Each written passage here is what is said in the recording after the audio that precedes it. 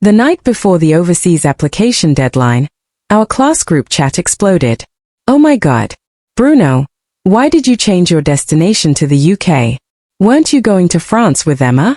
Bruno replied lazily, changed it, whatever. She has my login info anyway. Once she sees I've changed it, she'll definitely follow. That little tail of mine can't live without me. I stared at my phone, mind blank. Among the scattered luggage on the floor was the gift I'd carefully prepared for Bruno. I exited the group chat, threw the gift away, and never looked at the application form again. He doesn't know. He could give up a future with me for Helen. And I could just as well give up on him and choose my own future. All those long nights of effort were never just for him. Chapter 1. Bruno's words cut like a knife. The school in France was a decision we spent 12 years working toward, together. Now he just changed it. Didn't even bother to tell me in person. Someone in the group asked, but what if Emma doesn't see it? The deadline is tomorrow night at 12. Bruno scoffed. She checks the site every 10 minutes, even more than my mom. No way she'd miss it. TSK, you guys wouldn't understand even if I explained. Everyone started hyping him up. Damn, bus move. Then someone else asked, but what if Emma doesn't change it? France is actually a better fit for her.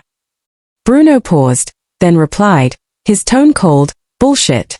Emma has separation anxiety. She once dropped everything to see me just because we didn't meet for a day. If she doesn't follow me this time, it'll be 3 years without seeing each other. To her, I matter more than any school. So she'll definitely choose me. Silence. After a long while, someone asked cautiously, isn't that kinda unfair to Emma?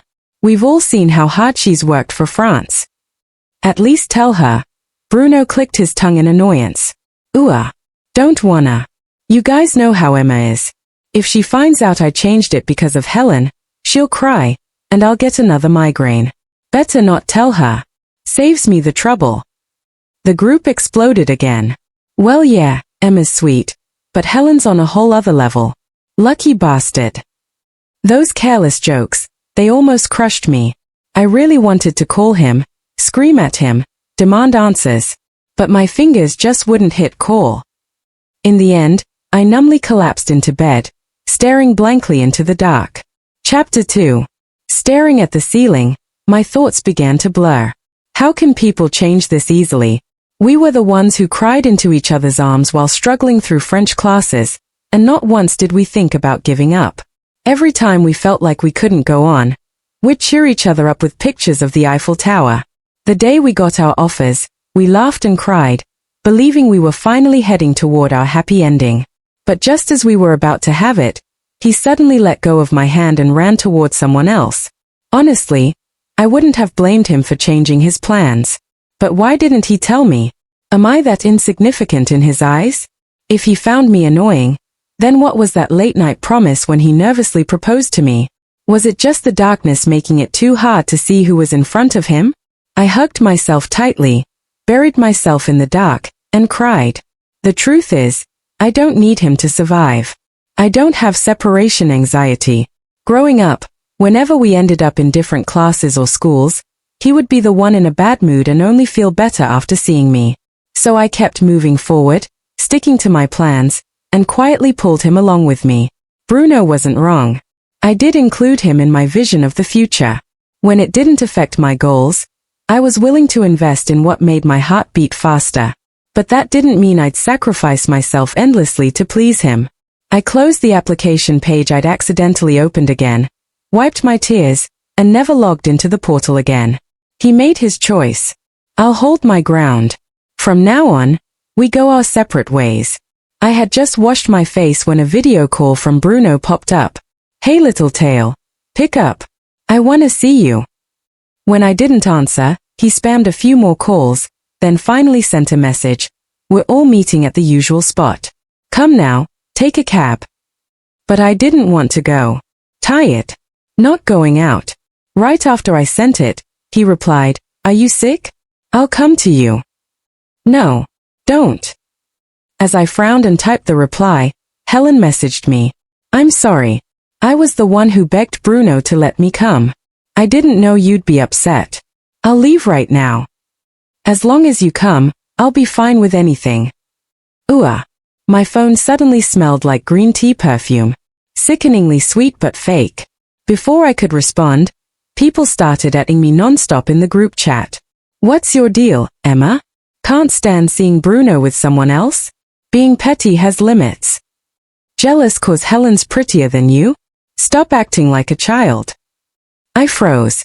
My first instinct was to explain until I saw Bruno's message. Emma, I was the one who invited Helen. If you're mad, take it out on me. Why are you giving her a hard time?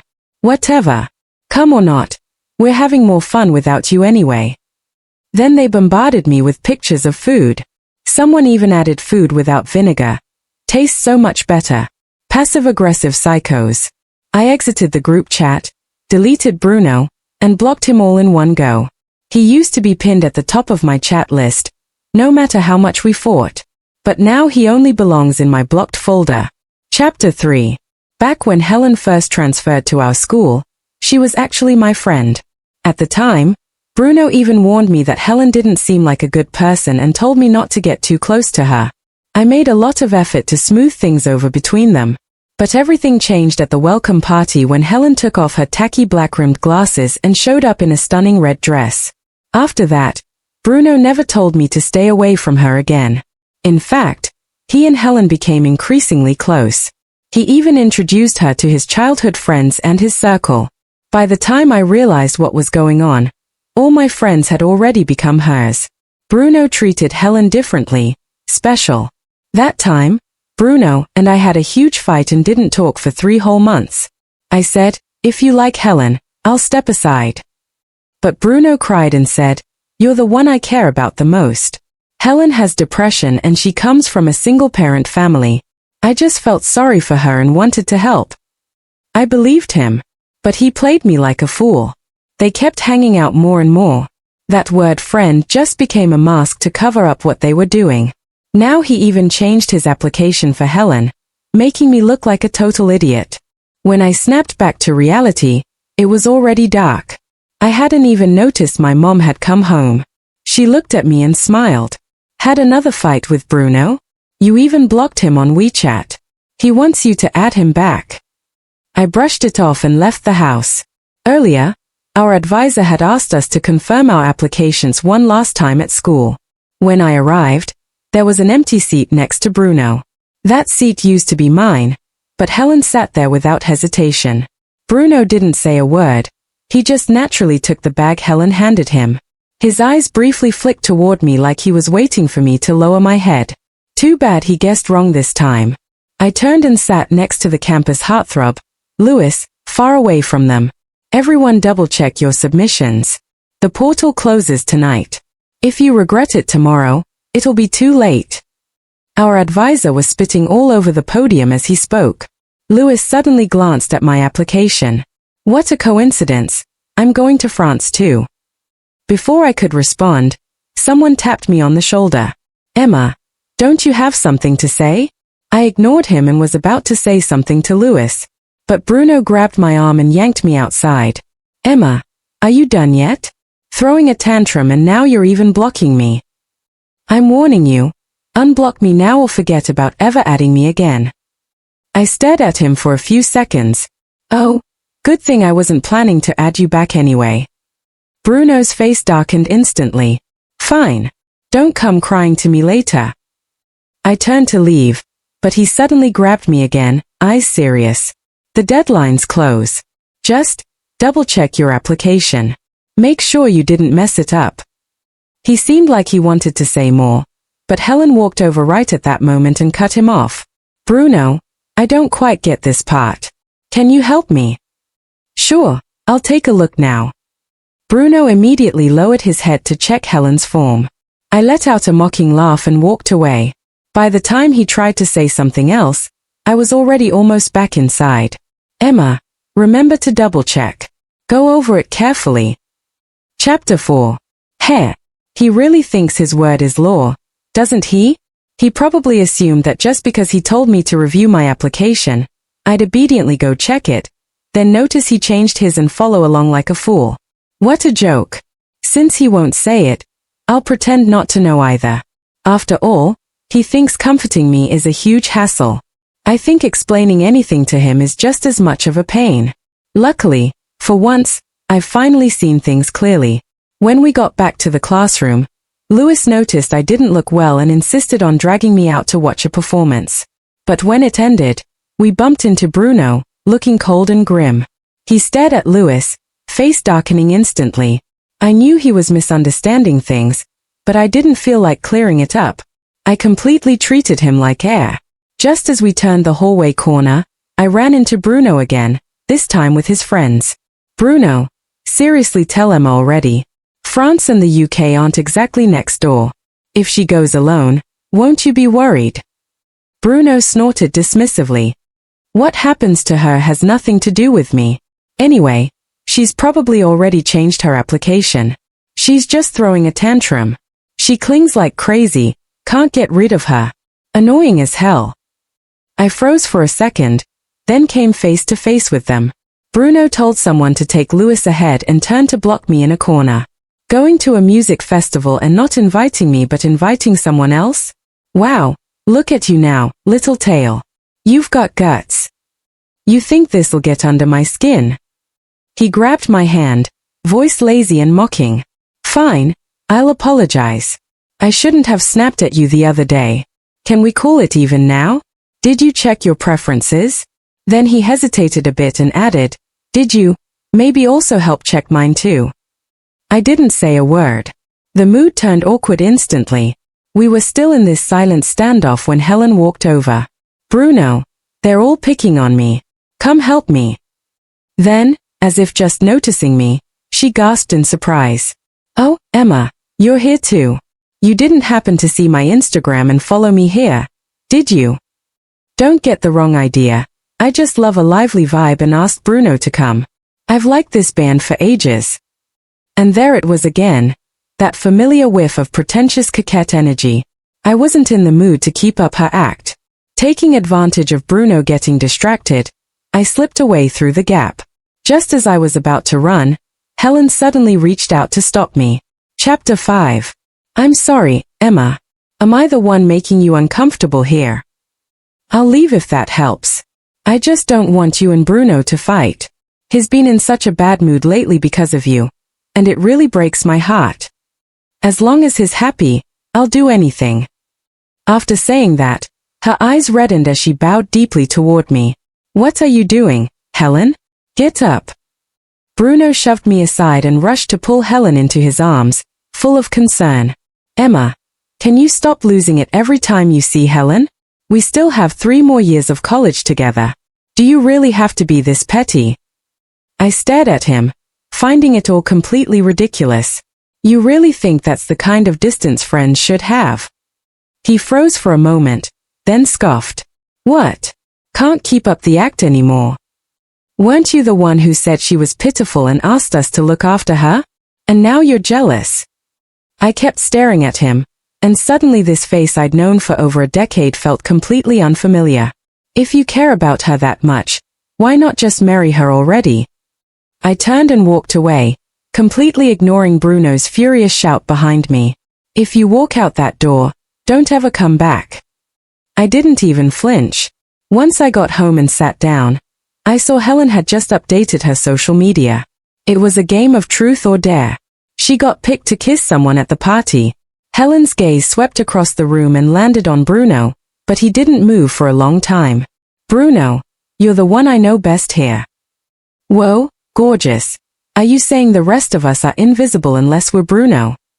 Amid all the teasing and whistling, Helen blushed deep red. She stammered to explain herself, tears welling up in her eyes. Bruno still hadn't moved. If Bruno doesn't want to, I'll take a drink instead. She closed her eyes and reached for her drink. Suddenly, a hand stopped her. You're allergic to alcohol. You wanna die. What else can I do? If I don't complete the dare, I have to accept the punishment. Looking at her like that, Bruno lifted her chin. If not me, you can't pick anyone else. No. Helen, clearly flustered, grabbed the collar of Bruno's shirt and tiptoed to kiss him hesitantly. And this time, Bruno didn't pull away. Instead, he wrapped his arm around her waist and kissed her deeper. Bruno, damn, that's wild. The room erupted in whistles and cheers, but inside, I felt like my heart had been tossed into a pot of boiling oil. Even though I'd told myself I didn't care about him anymore, seeing that scene still hurt. More than 10 years of emotions. Ripping them out was always going to be agony. At 11:50 p.m., a small pebble hit my window. It was the secret signal Bruno and I had always used. For a moment, I wished I had amnesia. I peeked outside and saw him standing there. The same Bruno who had just been all over Helen. He looked up and called out, trying to sound sweet. Emma, don't be mad, okay? Be good. Change your application. Britain's really nice. I'll take you to see Big Ben. Chapter 6. When I went downstairs, I could smell alcohol on Bruno. His words were slurred and sticky, completely different from his usual proud and aloof self. Wouldn't it have been better if he had always been like this? Acting sweet to coax me, falling so in love he'd develop tunnel vision, and loving me so much he'd never let go. Luckily, he didn't. Little tale, the UK's a great place too. If you want to see the Eiffel Tower, we can fly there anytime. It's just a 5-hour flight. You've never really left me. You'd cry if we didn't see each other for a day. I didn't want to make you cry. That's why I wanted you to stay with me. In the version I wrote for myself, I should have coldly slapped him and walked away without looking back. But at that moment, my feet felt glued to the ground. So I took a deep breath and pushed Bruno away. Stop pretending to be drunk. His eyes flickered with panic, but he still tried to act clueless. Bruno, you're such a disappointment. Why are you still so cowardly and dishonest? It's too late now, little tail.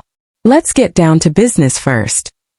He grabbed my hand and tried to unlock my phone. Be good. The UK is really great. Once this is over, you can mess with me however you like. I'll listen to you from now on. I froze on the spot. So you still can't bring yourself to tell me the truth? Do I need to? You already know everything. I must be insane.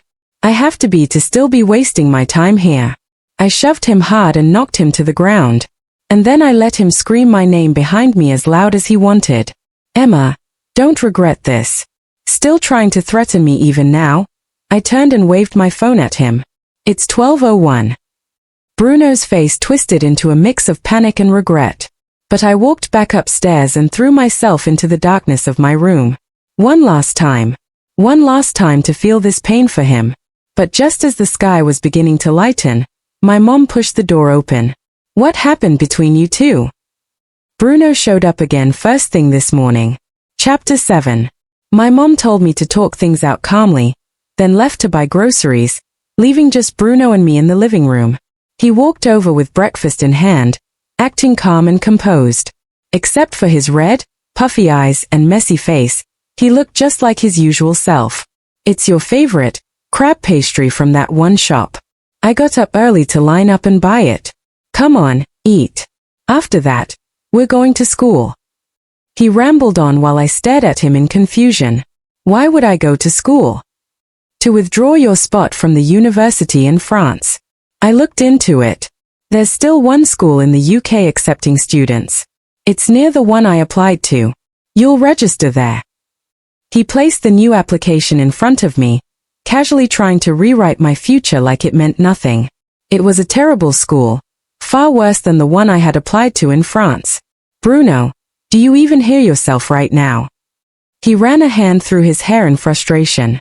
I know you feel a little wronged, but if you hadn't thrown a fit, we wouldn't even be in this mess. Come on, you're just going abroad to boost your resume. Either way, you'll come back and rely on your family. You'll either marry into some rich family or become a socialite traveling the world. His mouth kept moving, but I felt a buzzing in my ears. All my dreams, all the effort I'd poured in, was it all a joke to him? Bruno had suddenly rotted right in front of me, and I didn't even know if he had always been like this or if he had decayed in secret. Bruno, are you seriously insane? What gives you the right to decide my dreams, my future? Who the hell do you think you are? I slammed everything off the table. My hand shook as I pointed at him and yelled. What the hell is wrong with you? What did I say that's so wrong? All these years your parents kept pushing the two of us together, and you clung to me like crazy. Isn't it all because you want me to marry you? What are you pretending for now? No matter where you go, it's all just to impress me, to be good enough for me. Smack. I couldn't hold back. I slapped him across the face hard. My fingers were still trembling when I realized what I'd done. Get out. I said get the hell out. Fine. But don't come crying to me when you're in the UK, so stupid and hot-headed, and begging me to help you. I was shaking with anger. His face was black with rage. We were locked in a standoff, until the door suddenly opened. Bruno, you left your clothes at my place. Chapter 8. The bag had a torn corner. Anyone with eyes could see it. It held Bruno's underwear. Helen didn't even bother pretending anymore. She playfully punched Bruno's arm. HMPH, you're so dumb. Now I'm all sore thanks to you. I frowned. Get out. I had zero interest in being a background prop in their little roleplay session. Last night, I had actually believed Bruno had waited downstairs for me all night. Turns out he'd spent the night tangled up in silk sheets with her. Thank God I didn't let myself get soft again.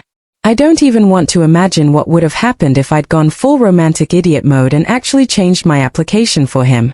These two lunatics would have chewed me up and spit me out. I'd probably become the British version of Meng Jiangnyu, crying my heart out across the ocean for a man who never deserved it. Helen came over again, looking all pitiful like I was the one bullying her. Just as she opened her mouth, I shoved them both out the door. If you want to put on a drama, go find your own stage. Don't pollute my living room.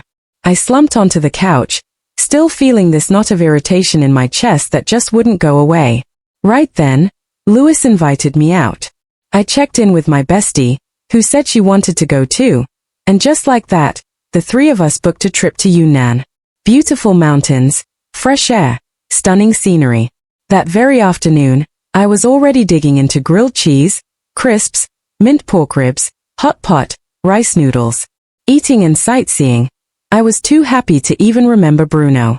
Later that night, when I started to feel a bit emo, Lewis said there was a bonfire party outside. My bestie and I danced around the flames like kids, spinning and laughing until we could barely stand. It was 3 a.m. when we finally made it back to our room. My bestie picked up her phone and blinked. Whoa, over 100 missed calls. My mom's gonna skin me alive. But then she shoved the phone into my hand. Bruno. More posts, please.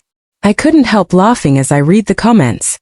I'm usually too busy for this, so putting real effort into dressing up like this, it really was a first.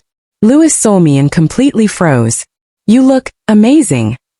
You're getting a nosebleed. I panicked and handed him a tissue while his face turned tomato red. My bestie turned into a monkey from Mountamay, bouncing around. Ooh, someone's in Louvre Tilda, quit it. I tried to catch her, but she jumped away again, waving her phone. I'm gonna roast that pretentious coquette to death. Helen had left a comment under my post. Wow, Emma, your makeup skills are amazing. You look like a completely different person. I could never figure out how to do makeup properly like that. I frowned, just about to clap back when I saw Lewis had already replied, don't reach for the moon if you're a pebble. Makeup can enhance beauty, not resurrect the dead. I turned to look at the guy people always called cold and untouchable. He awkwardly turned his face away. You clap back well. Thanks. No problem. And just like that, he blushed again. Cute little drama aside, our trip was coming to an end. Chapter 10. We returned home with arms full of shopping bags, souvenirs from the trip. But right at the door, we ran into Bruno and his group. When he saw me, a hint of obsession flashed across his face. You look beautiful like this. It had only been a week, but Bruno already looked worn down. The dark circles under his eyes were impossible to hide. You dragged me back. I frowned, unsure what he was trying to pull. But he instinctively reached out and grabbed my arm. The moment his hand touched mine, he couldn't help but smile. Emma, stop being mad, okay? I brought you a souvenir. Look, it's your favorite. Before he could finish, Louis stepped forward and pushed him aside. She doesn't want you touching her. Didn't you notice? Bruno froze for a second, then immediately grabbed Louis by the collar. He's right. I don't want you touching me. You're taking his side. Bruno looked stunned, like a husband catching his wife cheating. Yes. Emma, what about me?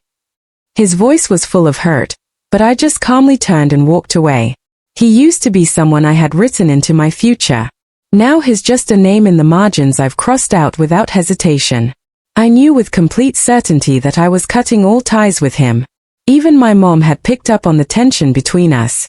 But after I explained everything to her, she got angry too, and totally supported me. But Bruno's mother came to my house and cornered me at the door. Emma, you've been busy lately. Did Bruno upset you? Auntie will scold him for you. But that said, little fights can spice up a relationship. Push it too far, and it's easy to do lasting damage. It's hard to walk it back. Bruno's been in a terrible mood lately because of you. He's lost weight. No matter what happened in the end, you two should make up. What's the big deal about who apologizes first? At first, I'd planned to be polite out of respect for an elder. But now I just wanted to laugh coldly. Auntie, Bruno and I are done. I've made that very clear to him. You don't need to throw veiled shade at me. The moment I said that, her expression soured. Bruno stepped out from the shadows, fists clenched tight. Emma, you're out of line. Talking to my mom like that. If we're done, then we're done. Even if you come back crying, I won't go soft on you. He stormed off with his mother in tow. Oh, and when you get bullied in France, don't come crying to me. Chapter 11. Bruno was full of bravado when he made his threats, but on several nights, I woke up to find him standing under my apartment window. Still, I had no interest in decoding his emotional turmoil. So, I called the police and reported a peeping Tom. Studying abroad alone is definitely challenging, but also a lot of fun. Once I settled things like housing and basic errands, I could finally focus on classes, backpack on my shoulders and all. Louis turned out to be a walking Swiss Army knife. Every problem I had became so easy in front of him. We got close fast. He helped me with day-to-day stuff, and I helped him tackle our group projects. Life was good. I was genuinely happy, until one day, I got a call from Helen. Emma, do you even have a heart? Is it fun watching Bruno suffer from the shadows? He's sick from worrying about you. I blinked, totally confused, and asked sincerely, since when is France considered the shadows of the UK? Don't tell me, after all this time, they're still clinging to the fantasy that I'd give up everything and follow them to the UK. God, I wish I had even a fraction of Bruno's confidence. I was just about to hang up when Bruno's voice suddenly came through. Emma, come back. We've been apart too long. You need me. Without me, you'll break down. Your separation anxiety. Bruno, stop lying to yourself. The one with separation anxiety is you. You're the one who can't let go of me. Silence. For a long time. Then finally, he whispered, no, that's not true. Then why is it that during our time apart, you can't sleep, you've lost weight, your moods are all over the place, and you're mentally unraveling, while I've been getting better and happier every day? Still, he kept insisting. No, it's you who can't live without me. Emma, I was wrong. Come back to me. Helen isn't like you. She doesn't have a safety net. She has no family to rely on. But you, no matter what school you attend, your future is secured. So there's no reason for you to make things harder for yourself just to go against her. Come to the UK, Emma. Please. By the end, his voice was practically begging. I didn't want to continue this meaningless conversation. Right then, Louis called out to me. Emma, group discussions starting. Come on. I hung up in a rush. But that same night, Bruno showed up in front of me. Chapter 12. Bruno looked haggard, his face unshaven, bloodshot eyes, fingers twitching restlessly. Emma. He couldn't help but pull me into a tight hug, sighing as if finally at peace. For a second, I froze. Back then, when I had gone to another city to see him, He'd held me like this too, clinging to me, acting all sweet. When we graduate, let's get married. I'll keep you by my side every day. You'll never be able to leave me again. I pushed him away, but he grabbed my hand. Why are you so stubborn now? It wouldn't even affect you that much. You used to compromise for me. His murmurs turned obsessive, borderline manic. Is it because of Louis? Bruno, I love design. I told you when I was 3. I wanted to become a designer. All those years of hard work weren't to make myself into some trophy wife. They were for passion. Do you understand that? His eyes dodged mine. I didn't know. You never said that. Really? I practically wanted to tattoo "I want to be a designer" on my forehead.